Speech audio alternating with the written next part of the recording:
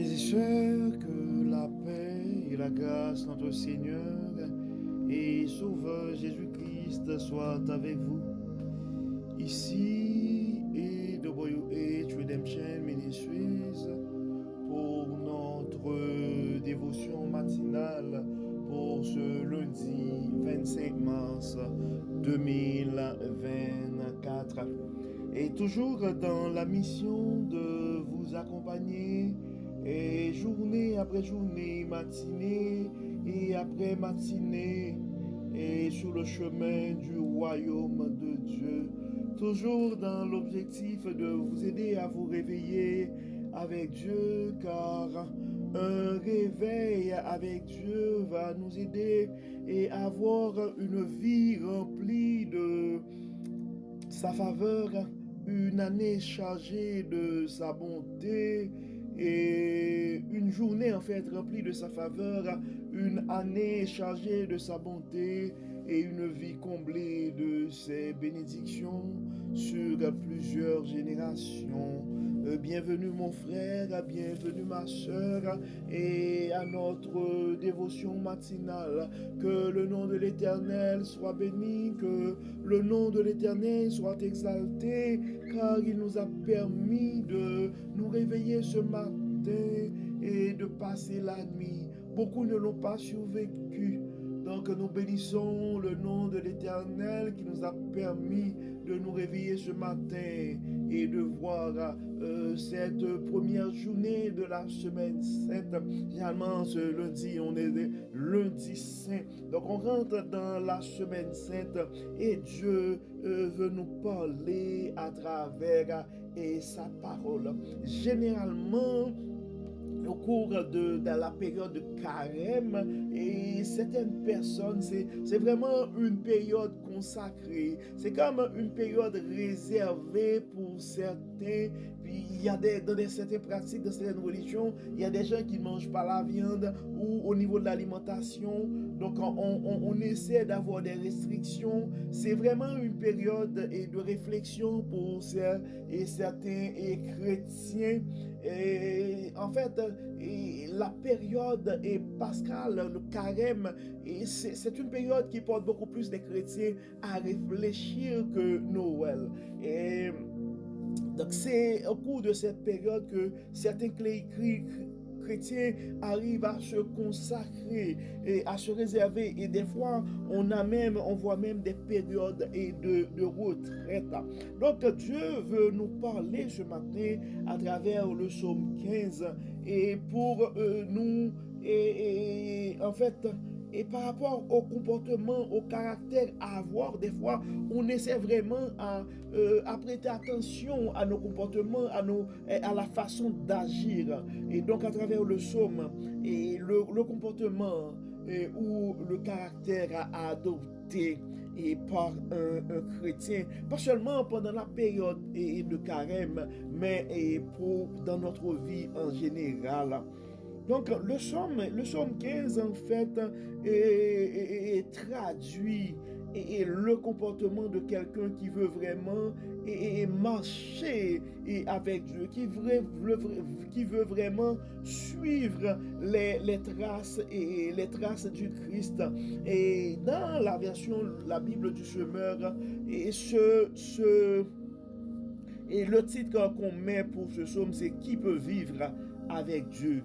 Qui peut vivre avec Dieu? C'est quand même un sujet qui me rappelle la demande des fils de la mère des fils de Zébédée, qui avait demandé à Jésus-Christ que ses fils, que l'un de ses fils soit et que chacun de ses fils soit à ses côtés, l'un à droite, l'autre à gauche, et lorsque Jésus-Christ devrait sacrer roi, parce que l'annonce a été faite, la promesse a été faite, c'était clair que le règne de Jésus-Christ devrait arriver à un certain moment, mais les gens ne comprenaient pas. Dans leur tête, c'était vraiment un pouvoir physique et c'était comme une demande de privilège à Dieu. Et on se souvient tous la réponse de Jésus-Christ.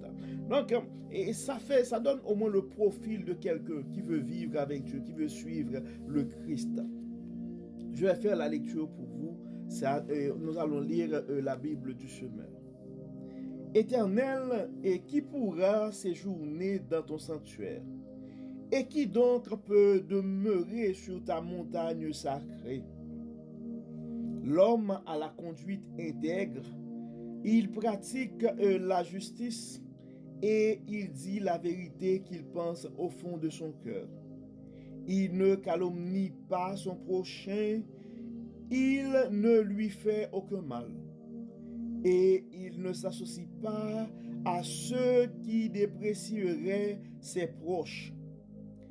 Il méprise l'homme vil, mais il honore celui qui craint l'Éternel. Il tient toujours ses serments, même s'il doit en pâtir. Il ne prête pas de l'argent à intérêt. Il refuse qu'on l'achète pour condamner l'innocent.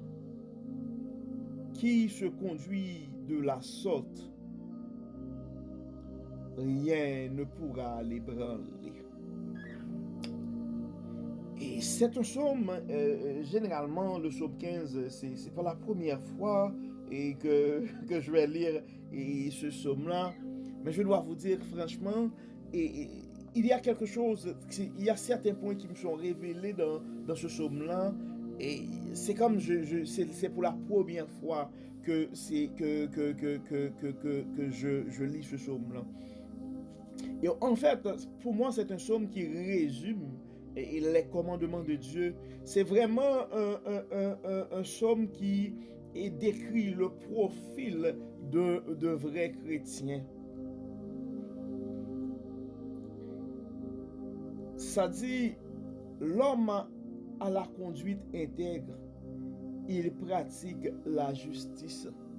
Et nous répétons presque à tous les matins, cherchons d'abord le royaume de Dieu et sa justice. Donc en tant que chrétien, nous devons pratiquer la justice. Donc la personne qui peut demeurer, qui peut vivre avec Dieu, qui peut séjourner dans son sanctuaire ou qui peut demeurer sur la montagne sacrée, mais c'est l'homme qui a la conduite intègre et qui pratique la justice. Ça continue pour dire, et il dit la vérité qu'il pense au fond de son cœur. La vérité. Donc Dieu nous appelle à ne pas mentir, et la vérité est de plus en plus. Donc il y a on sent le besoin dans nos sociétés pour la vérité. Donc Dieu nous appelle non seulement à avoir une conduite intègre, à pratiquer la justice, mais aussi, et peu importe les circonstances, dire la vérité. Dieu nous invite à dire la vérité. Dans le verset 3, ça continue pour dire, et il ne calomnie pas son prochain, il ne lui fait aucun mal. La calomnie, dire mal des autres, c'est un comportement à ne pas adopter. Et généralement, et j'utilise ce terme-là, il n'y a pas un bon moment pour faire du bien. Donc, il n'y a pas non plus un bon moment ou quelque chose qui pourrait justifier le mal. Donc, il n'y a aucun moment aussi idéal pour faire le mal.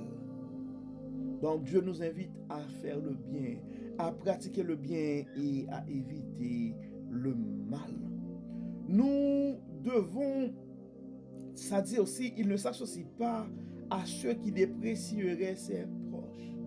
Donc ça nous appelle, nous devons pratiquer du bien, ne pas dire mal aux autres. Nous devons nous assurer que dans une conversation avec nous, les gens doivent partir et les gens qui ont contact avec nous devraient partir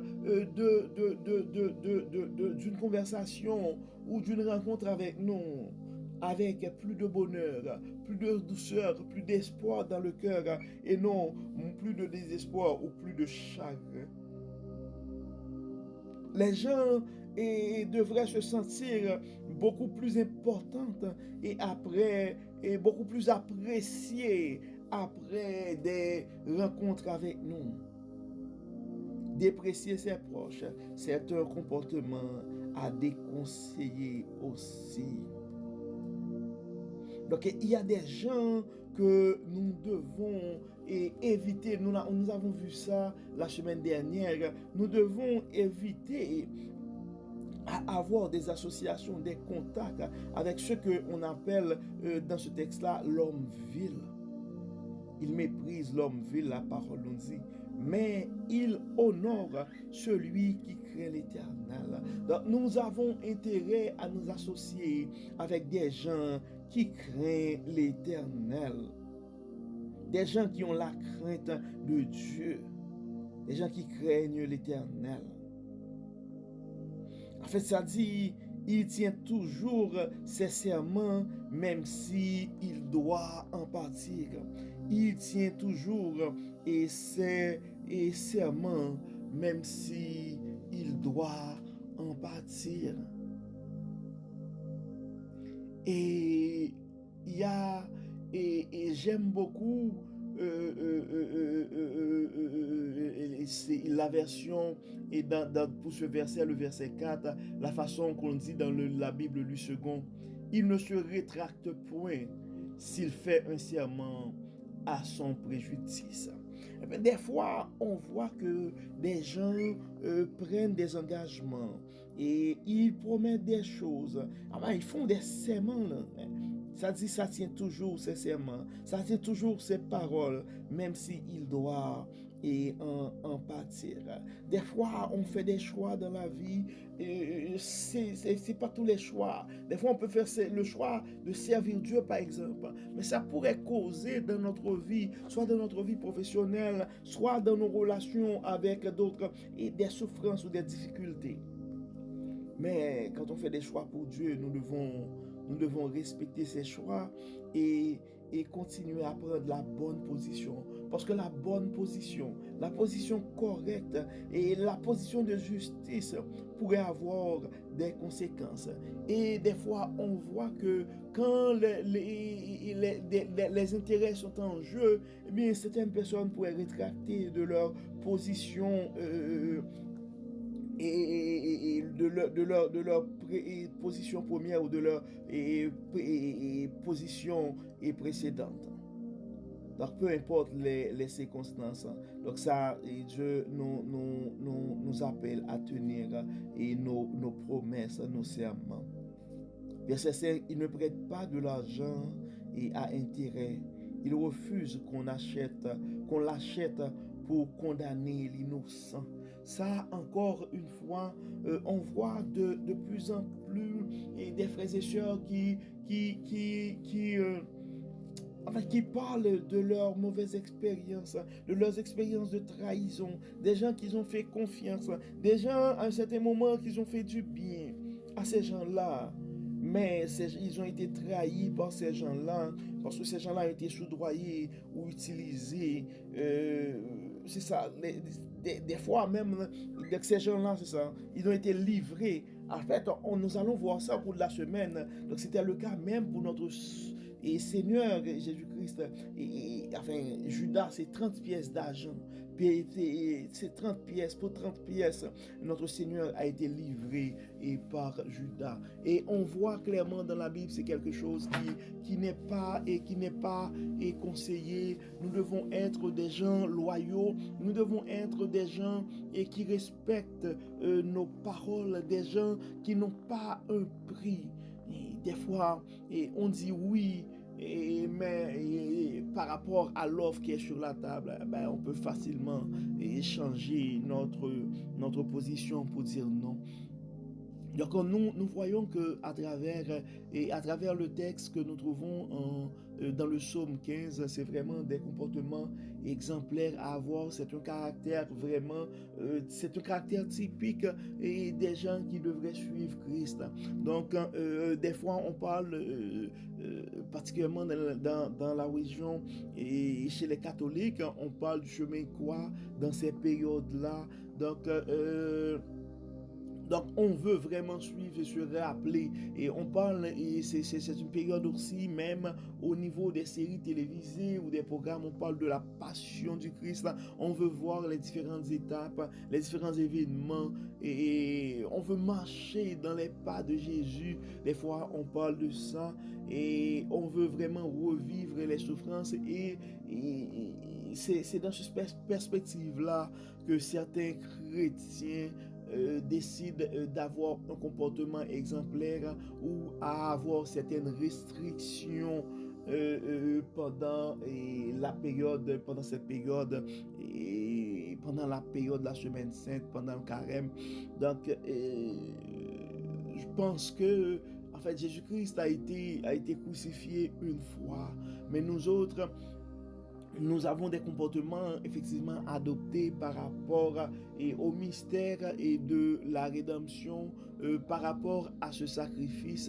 Et je pense que les conseils, les paroles que nous trouvons dans le psaume 15, ce sont des paroles qui pourraient nous inspirer. Et je pourrais dire, c'est vraiment un comportement exemplaire qui pourrait nous dicter et qui pourrait nous inspirer et pour la semaine sainte, mais pour le reste de nos vies.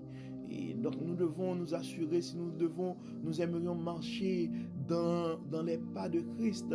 Donc la justice, c'est quelque chose à considérer. L'intégrité, c'est quelque chose à considérer. La loyauté, la vérité, ce sont des choses à considérer.